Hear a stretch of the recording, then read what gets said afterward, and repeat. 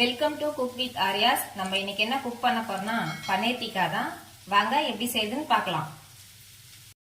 ஒரு பவுல்ல 50 கிராம் தயிர், 1/2 டேபிள் ஸ்பூன் இஞ்சி பூண்டு விழுது, 1 டேபிள் ஸ்பூன் காஷ்மீரி மிளகாய் தூள், 1 ஸ்பூன் மல்லித்தூள்,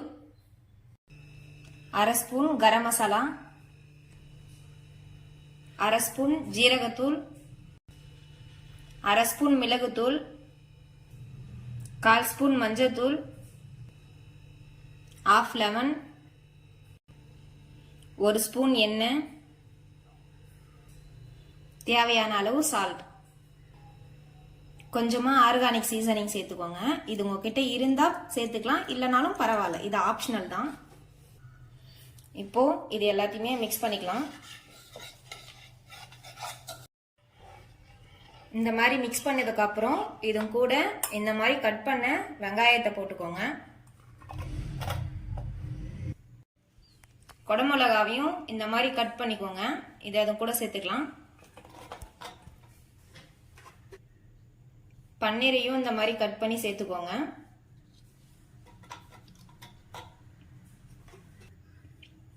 இப்போ இது எல்லாத்தையும் மசாலாடாவை சேர்த்து மிக்ஸ் பண்ணிக்கலாம். மசாலாவை மிக்ஸ் பண்ணதுக்கு அப்புறம் ஒரு 30 நிமிஷம் நல்லா ஊறட்டும். ஊற வச்ச பன்னீரை இந்த மாதிரி ஸ்டிக் எடுத்து ஒன்று எடுத்து கோத்துக்கோங்க. ஃபர்ஸ்ட் ஆனியன், அதுக்கப்புறம் கேப்சிகம், அதுக்கப்புறம் பன்னீர், அடுத்தது ஆனியன், அதுக்கப்புறம் கேப்சிகம்,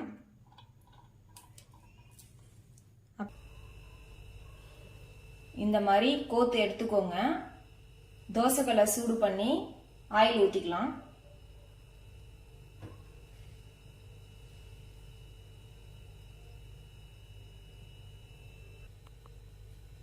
எண்ணெய் சூடாயிடுச்சு. இப்போ இதை தோசைக்கல்ல படுற மாதிரி வச்சுக்கணும். ஏன்னா அப்போதான் இந்த கேப்சிகம் வெங்காயம்லாம் நல்லா வேகும்.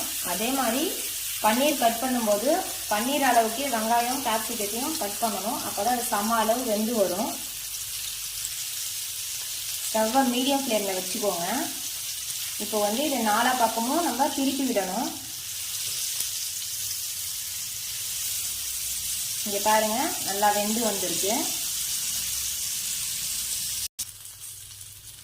4 பக்கமும் நல்லா வெந்து வந்திருக்கு.